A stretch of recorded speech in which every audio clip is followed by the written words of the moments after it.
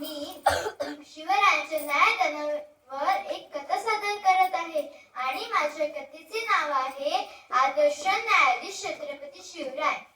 सन 1678. शिवराय दक्षिण दिग्विजय करून परतत होते. येताना वाटेत कर्नाटकातील बेलवाडी या गावात एक देसाई गडी होती. ती मावळ्यांना जिंकायचीच होती. मावळ्यांना नेतृत्व करणारा सखुजी गायकवाड नावाचा एक शूरवीर होता.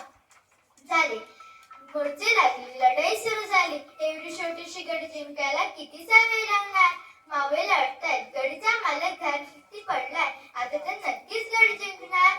आश्चर्य आहे. 1 दिवस गेला, 8 दिवस गेले, 15 दिवस गेले, तरी काही गडी फतवत नव्हती.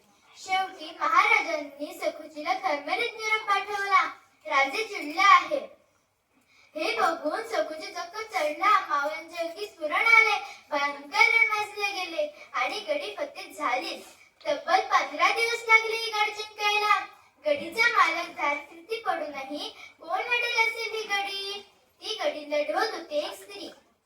सावित्री देसाई तिचे नाव. ती त्या धारती पडलेल्या मालकाची विधवा पत्नी होती.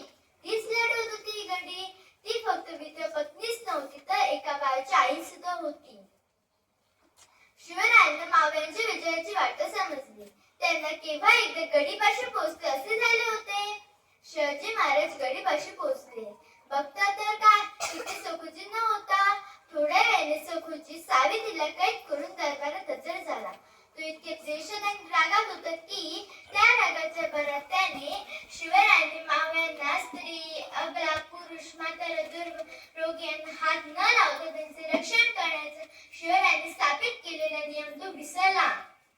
शिवरायांचा राग इतका अनावर झाला की त्या रागाच्या भरात सखुजीने सावित्रीवर अतिप्रसंग करण्याचा प्रयत्न केला.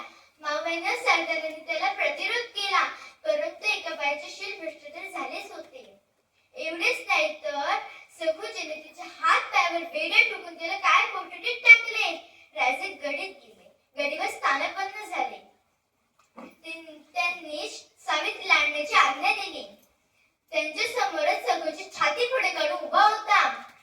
सावित्रीला आणले गेले. ती घाबरलेली होती. आता माझं कसं होणार? हा शिवाजी मला मारून टाकणार.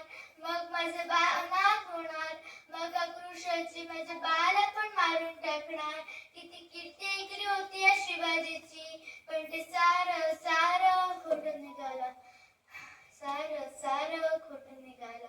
याच्या सेनापती एका बाई अतिप्रसंग करून तिच्या हात पायावर बेड्या टाकून त्याला काय कोठडीत टाकू शकतो, तर ते जराचे किती क्रूर असेल. सावित्रीच्या विचारांचे चक्र सुरू झाले. तिने महाराजांना आर्तसाद घातली. महाराज महाराज मला मारा महाराज, पण माझ्या बाळाला मारू नका महाराज. हे तिचे करुण शब्द ऐकून महाराज गहिवरले. त्यांनी तिच्या बाळाला आणण्याची आज्ञा दिली. बाळ आणले गेले. त्यांनी ते बाळ हातात पकडले. सावित्रीचे काही धडधडत होते. शिवरायांनी आज्ञा केली, सावित्रीला बंधमुक्त करा. सावित्रीला बंधमुक्त केली. ती पळत जाऊन शिवरायांच्या पायावर गेली. महाराज महाराज माझ्या बाळाला मारू नका महाराज. शेवटी शिवाजी महाराजांच्या मुखातून सावित्रीसाठी शब्द बाहेर पडले. ताईसाहेब कोण म्हणाले मी तुम्हाला मारणार, तुमच्या बाळाला मारणार? आता मी तुम्हाला ताई म्हटलं म्हणजे माझा भाचा नव्हे. मी माझ्या भाच्याला पहिल्यांदा भेटतो आहे. त्याला काहीतरी दिलंच पाहिजे. त्याच्या दूध भातासाठी ही जिंकलेली गडी मी त्याला देतो आहे आणि आजूबाजूचा प्रदेश तुमच्या चोरी मागण्यासाठी. सावित्री आश्चर्याने शिवरायांकडे बघू लागली. शिवरायांनी स्मित हास्य केले. नंतर शिवरायांची नजर सखुजीकडे वळली. त्यांच्या डोळ्यात अंगारे बसायला लागले. ते थरथर कापायला लागले. त्यांचा रुद्र अवतार बघून सखुजी गोडपडून गेला. तो त्यांच्या पायावर जाऊन पडला. महाराज महाराज माफी द्यावी महाराज, पुन्हा असं नाही करणार महाराज. हे ऐकून शिवाजी महाराज म्हणाले, काय केले तुम्ही? मुघली जुलमी सत्तेतून प्रजा मुक्त व्हावी, धर्म आणि अब्रूचे रक्षण व्हावे म्हणून आम्ही स्वराज्याचे तोरण मानले आणि तुम्ही बहिणीवर हात उचलता? नाही सखुजी नाही, या गुन्ह्याला क्षमा नाही. हे ऐकून सखुजी पुन्हा ढासळला. शिवरायांनी मावळ्यांना सांगितले, याचे हात पाय तोडून टाका. ज्या हाताने याने स्त्रीला स्पर्श केला ते हात तोडून टाका आणि याचे डोळे उघडून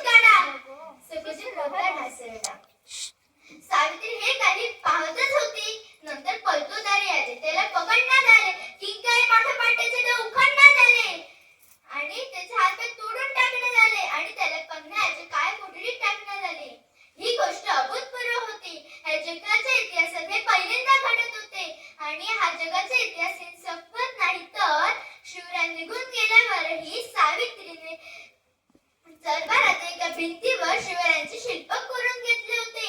कसे आहे बरं ते शिल्प? शिवराय गादीवर